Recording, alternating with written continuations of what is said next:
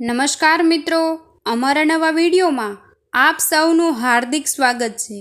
અમારી યુટ્યુબ ચેનલમાં તમને અનેક પ્રેરણાદાયી નવી વાર્તાઓ તેમજ ધાર્મિક કથાઓ અને સત્ય ઘટનાઓ જાણવા મળશે, તો વિડીયોને અંત સુધી સાંભળવાનું ભૂલશો નહીં।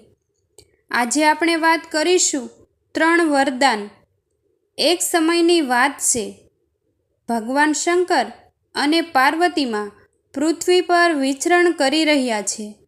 આ સુંદર ધરતી જોઈ મા પાર્વતી બહુ જ ખુશ થયા છે। સુંદર બગીચા, વનવાટિકા, સરોવરો અને તેમાં તરતા શ્વેત હંસ, તો ક્યાંક પાર્વતી માને નયનરમ્ય માનવ વસાહતો અને માનવો જોવા મળ્યા। મા પાર્વતી અને ભોળાનાથની આ પૃથ્વી યાત્રા દરમિયાન પાર્વતીમાં એક દ્રશ્ય જોઈ બહુ દુઃખી થઈ ગયા। એમણે ભોળાનાથને કહ્યું કે હે પતિત પાવન ભોળાનાથ, હે કરુણાવાન ભોળાનાથ, જરા સામે નજર કરો।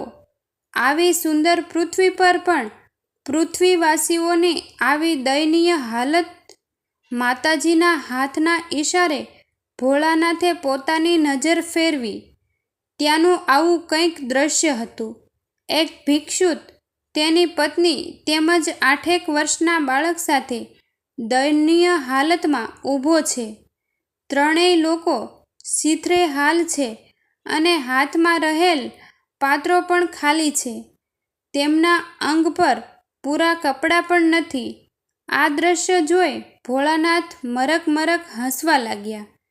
પાર્વતી માને ભોળાનાથનું આ વર્તન યોગ્ય ન લાગ્યું। કરુણા અને દયા ફૂટવાની જગ્યાએ આ હસવું કેમ? પાર્વતી માએ ભોળાનાથને બરાબર ટપોર્યા।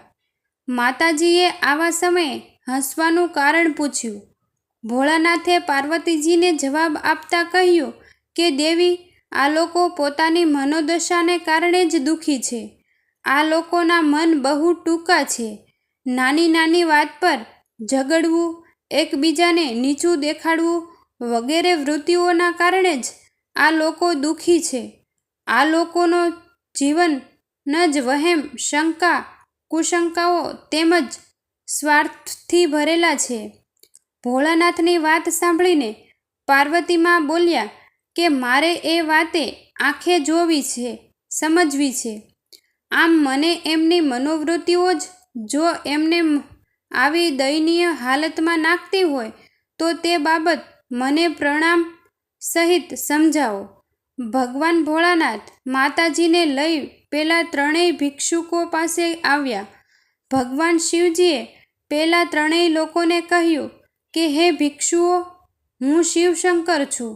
મને મારી સાથે છે મહામાયા પાર્વતીજી। અમારે આજે તમને ત્રણેય જણને એક વરદાન આપવું છે। બોલો, આપ જે માંગશો તે આપીશ। પોતાની સમક્ષ ભગવાન શંકર અને મા પાર્વતીને પ્રગટ થયેલા જોઈને ત્રણેય ભિક્ષુ રાજીના રેડ થઈ ગયા। એમને લાગ્યું કે હવે ભવોભવની ગરીબી દૂર થઈ જશે। ભગવાન શિવજીએ પ્રથમ ભિક્ષુ પત્નીને કહ્યું કે બોલ બાઈ, તારે શું વરદાન જોઈએ? પેલી ભિક્ષુણી તો પળનોય વિલંબ કર્યા વિના બોલી કે ભગવાન, મને 16 વર્ષની સુંદર બનાવી દો। ભગવાન બોલ્યા તથાસ્તુ, ઐશ્વર્ય। ભગવાન શંકર તથાસ્તુ બોલ્યા અને પેલું ભિક્ષુણી બાઈ તો સ્વર્ગપરી જેવી 16 વર્ષની સુંદરી બની ગઈ। ભિખારીનો પિતો ગયો તે તેની પત્ની પર વરસી પડ્યો। હલકટ, વિચિત્ર તારું સાચું રૂપ હવે બહાર આવ્યું। આપણે સંસારમાં કેટલા બધા દુઃખી છીએ અને તને હજુ વિષય વાસના અભરખા છે। ભિખારીનો ગુસ્સો 7મા આસમાને હતો। ભગવાન શિવજીએ બહુ જ મધુર અવાજમાં પેલા ભિક્ષુકને કહ્યું કે ભાઈ, શાંતિ રાખો, આપને પણ એક વરદાન આપવાનું છે। માંગો, આપને શું આપું? પોતાની પત્ની પર ગુસ્સે થયેલા ભિખારીએ ભગવાનને કહ્યું કે આ દુષ્ટને ભૂંડણી બનાવી દો। ભગવાન બોલ્યા, તથાસ્તુ. ભગવાનના શબ્દોના શ્રવણ સાથે જ પેલી 16 વર્ષની સુંદરત બાઈ ભૂંડર બની ગઈ અને ત્યાં કોલાહલ કલેશ કરવા લાગી. પોતાની માને આ રીતે ભૂંડ બનેલી જોઈને પેલો ભિક્ષુક બાળક જોરથી રડવા લાગ્યો. માં, માં, મમ્મી. બાળકને રડતો જોઈ ભગવાન શિવજી બોલ્યા કે બેટા, રડ નહીં, શાંત થઈ જા. બોલ, તારે શું જોઈએ છે? હું તને પણ એક વરદાન આપું છું. એ રડતો બાળક બોલ્યો કે મારે તમારું કાંઈ નથી જોઈતું. મારી મમ્મીને પાછી પહેલાં જેવી હતી એવી કરી આપો. આ બાળકની ઈચ્છા સાંભળી ભોળાનાથ તથાસ્તુ બોલ્યા. પેલી બાઈ પૂર્વવત બની ગઈ.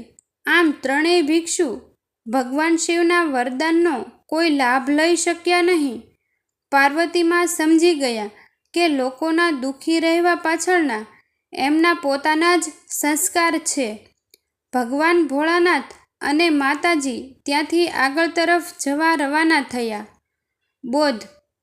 વર્તમાન સમયમાં પણ મોટા ભાગના દાંપત્ય જીવન, કૌટુંબિક જીવન તેમજ સમૂહી જીવન ઉપરોક્ત ભિક્ષુઓ જેવી જ હલકી માનસિકતાને લઈ કુદરત તરફથી મળતા દિવ્ય વરદાન લાભોનો સુંદર ઉપયોગ કરી રહ્યા છે. આવા નવા પ્રેરણાદાયક પ્રસંગો તેમજ નવી ધાર્મિક કથાઓ સાંભળવા માટે અમારી ચેનલને લાઈક, શેર અને સબસ્ક્રાઈબ કરવાનું ભૂલશો નહીં મિત્રો. જો તમને અમારો વિડીયો પસંદ આવ્યો હોય તો વિડીયોને તમારા સગા સંબંધીઓ તેમજ તમારા મિત્રોને શેર કરવાનું ભૂલશો નહીં મિત્રો. થેન્ક યુ મિત્રો.